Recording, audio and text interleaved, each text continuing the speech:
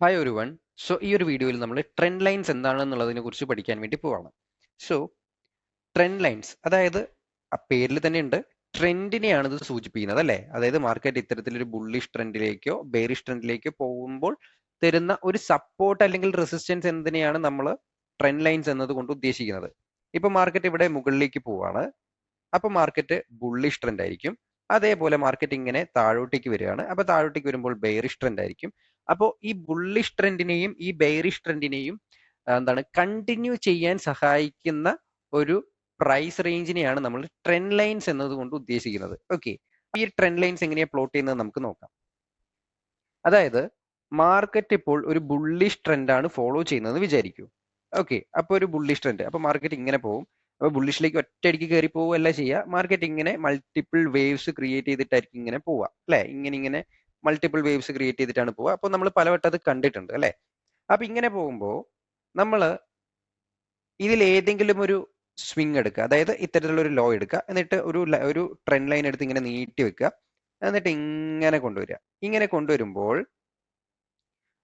Proper ആയിട്ട് 3 tap, okay, ഈ ഒരു ട്രെൻഡ് ലൈനിനെ പ്രോപ്പർ ആയിട്ട് 3 ടാപ്പ് തരാൻ മാർക്കറ്റിന് കഴിഞ്ഞിട്ടുണ്ട് എങ്കിൽ, ലൈക്ക് ഇങ്ങനെ 3 ടാപ്പ് തന്നു എന്ന് വിചാരിക്കും. 1 2 3 ടാപ്പ് തരാൻ കഴിഞ്ഞിട്ടുണ്ട് എങ്കിൽ ഇതൊരു ട്രെൻഡ് ലൈൻ ആയിട്ട് മാറും. ഓക്കെ, 3ൽ കൂടുതൽ ടാപ്പ് വന്നിട്ടുണ്ടെങ്കിൽ കുറച്ചും കൂടി ബെറ്റർ ആണ്. അപ്പോ നമ്മൾ നോക്കുമ്പോൾ എല്ലാ പ്രാവശ്യം ഇതുപോലെ 3 ടാപ്പ് ഉണ്ടാവണമെന്നില്ല, ചിലപ്പോൾ 2 ടാപ്പിന് ശേഷം ഇങ്ങനെയൊക്കെ മാർക്കറ്റ് പോയേക്കാം. അപ്പൊ ഇങ്ങനെയൊക്കെ പോയി കഴിഞ്ഞിട്ടുണ്ടെങ്കിൽ അവിടെ ഒരു പ്രോപ്പർ ആയിട്ടുള്ള പ്രൈസ് ആക്ഷൻ ഇല്ല എന്നുള്ളത് നമ്മൾ മനസ്സിലാക്കുക. ഓക്കെ, അപ്പോ ഇത്തരത്തിൽ ട്രെൻഡ് ലൈൻ ഉണ്ടെങ്കിൽ എന്താണ് ഗുണമെന്ന് ചോദിച്ചു കഴിഞ്ഞാൽ, മാർക്കറ്റ് ബുള്ളിഷിലേക്ക് പോകുമ്പോൾ ആ ഒരു ബുള്ളിഷ് ട്രെൻഡിനെ ബ്രേക്ക് ചെയ്യാതെ തടഞ്ഞു നിർത്തുന്നതാണ് ഈ ട്രെൻഡ് ലൈൻ. വൺസ് മാർക്കറ്റ് ഇങ്ങനെ പോകുമ്പോൾ ഈ ട്രെൻഡ് ലൈനിനെ ബ്രേക്ക് ചെയ്ത് കഴിഞ്ഞാൽ അവിടെ എന്താണ്, റിവേഴ്സ് ചെയ്യാനുള്ള പൊട്ടൻഷ്യൽ എന്ന് പറയുന്നതും വളരെയധികം കൂടും. ഓക്കെ, ട്രെൻഡ് റിവേഴ്സ് ആയി താഴോട്ട് വരാനുള്ള സാധ്യത എന്ന് പറയുന്നതും കൂടും. പക്ഷേ എല്ലായ്പ്പോഴും അത് നടക്കില്ല എന്നുള്ളത് മാത്രം. അതിന് പ്രത്യേകം പ്രൈസ് ആക്ഷനും കാര്യങ്ങളൊക്കെ നമ്മൾ സെപ്പറേറ്റ് നോക്കേണ്ടി വരും. ഓക്കെ ഫൈൻ, അതിലേക്ക് എന്തായാലും നമുക്ക് ഇപ്പൊ പോണ്ട.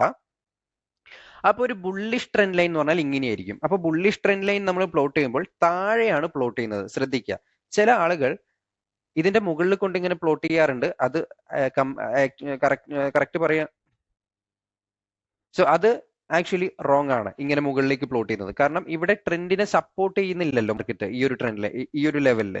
സോ ഇതിനിങ്ങനെ പ്ലോട്ട് ചെയ്ത് കഴിഞ്ഞാൽ ഇതൊരു ചാനൽ പാറ്റേൺ ഒക്കെ ആയിട്ട് മാറും, പക്ഷെ ഒരിക്കലും ഇതൊരു ട്രെൻഡ് ലൈൻ അല്ല. ഒരു ബുള്ളിഷ് ട്രെൻഡ് ലൈൻ എന്ന് പറയുന്നത് എപ്പോഴും ഇങ്ങനെയായിരിക്കും, ഇതേ രീതിയിൽ ഇങ്ങനെ സപ്പോർട്ട് എടുത്ത് മുകളിലേക്ക് കയറാനായിരിക്കും മാർക്കറ്റ് ഹെൽപ്പ് ചെയ്യാം. ഓക്കെ, ഇനി ബെയറിഷ് ട്രെൻഡ് ലൈൻ നമുക്ക് നോക്കാം. സോ ഇതാണ് മാർക്കറ്റ് ഇങ്ങനെ ബെയറിഷിലേക്ക് വന്നുകൊണ്ടിരിക്കുന്നത് അല്ലെ?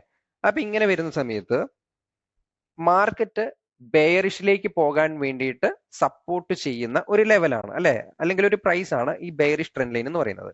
അപ്പൊ ഇവിടെ നോക്കുക, ഈ ഒരു സ്വിങ്ങിൽ നിന്ന് മാർക്കറ്റ് താഴോട്ട് പോകുമ്പോൾ ഇവിടെ രണ്ടാമതൊരു സ്വിങ് അതിനെ റെസ്പെക്ട് ചെയ്ത് താഴോട്ട് പോയി. അതായത് മാർക്കറ്റിനെ വീണ്ടും വീണ്ടും താഴോട്ടേക്ക് കൊണ്ടുപോകാൻ വേണ്ടി ശ്രമിക്കുക. അതായത് മാർക്കറ്റ് ഇവിടെ നിന്ന് കയറാൻ നോക്കും, ഈ ട്രെൻഡ് ലൈനിൽ എത്തുമ്പോൾ അവിടെ നിന്ന് ടാപ്പ് ചെയ്ത് മാർക്കറ്റ് വീണ്ടും താഴോട്ട് പോകും.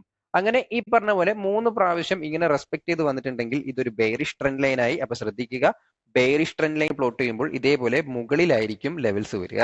അപ്പൊ മാർക്കറ്റ് ഇപ്പൊ ഈ ഒരു ട്രെൻഡ് ലൈൻ ഇങ്ങനെ ഉണ്ട് എന്നുള്ള കാരണം കൊണ്ട് മാർക്കറ്റ് എപ്പോഴും ഇങ്ങനെ റെസ്പെക്ട് ചെയ്ത് താഴെ പോകണമെന്നില്ല, ഇങ്ങനെ ബ്രേക്ക് ചെയ്ത് മുകളിലേക്ക് പോകാനുള്ള സാധ്യതകളും മാർക്കറ്റിലുണ്ട് എന്നുള്ളത് നമ്മൾ മനസ്സിലാക്കുക. ഓക്കെ, അപ്പോൾ ട്രെൻഡ് ലൈൻസ് എന്ന് പറഞ്ഞാൽ ഇതാണ്.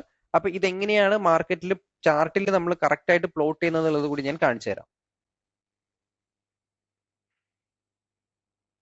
ഓക്കെ, അപ്പൊ ഇവിടെ നോക്കിക്കഴിഞ്ഞാൽ മാർക്കറ്റ് അത്യാവശ്യം ഒരു ട്രെൻഡിങ് ആയിട്ട് മൂവ് ചെയ്യുന്നുണ്ട്. അപ്പൊ ഇതിൽ ശ്രദ്ധിക്കേണ്ട കാര്യം, ഈ ട്രെൻഡ് ലൈൻസ് എന്ന് പറയുന്നത് നമുക്ക് ഏത് ടൈം ഫ്രെയിമിൽ വേണമെങ്കിലും പ്ലോട്ട് ചെയ്യാം. അപ്പൊ ഞാൻ എന്ത് ചെയ്തു, ഈ ഒരു ലോയിൽ മാർക്ക് ചെയ്തിട്ട് ജസ്റ്റ് ഇങ്ങനെ പിടിച്ചു നോക്കുകയാണ് ഏതാണ് ബെസ്റ്റ്, അല്ലെങ്കിൽ ഏറ്റവും ബെസ്റ്റ് ട്രെൻഡ് ലൈൻ ഏതാണ് എന്ന് എനിക്ക് മനസ്സിലാക്കാൻ വേണ്ടിയിട്ട്. ഓക്കെ, സോ ഇവിടെ ഞാൻ നോക്കുമ്പോൾ മാർക്കറ്റ് ഈ ഒരു ട്രെൻഡ് ലൈനെ നന്നായിട്ട് റെസ്പെക്ട് ചെയ്യുന്നുണ്ട്.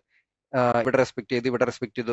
അപ്പൊ ഇതിൽ ശ്രദ്ധിക്കേണ്ട ഒരു കാര്യം എന്ന് പറയുന്നത്, ഇതിന്റെ ഒരു പ്രാക്ടിക്കൽ സൈഡിലേക്ക് വരുമ്പോൾ കറക്റ്റ് ഇതിന് ഇങ്ങനെ റെസ്പെക്ട് ചെയ്ത് മുകളിലേക്ക് പോകണമെന്ന് നിർബന്ധമൊന്നുമില്ല.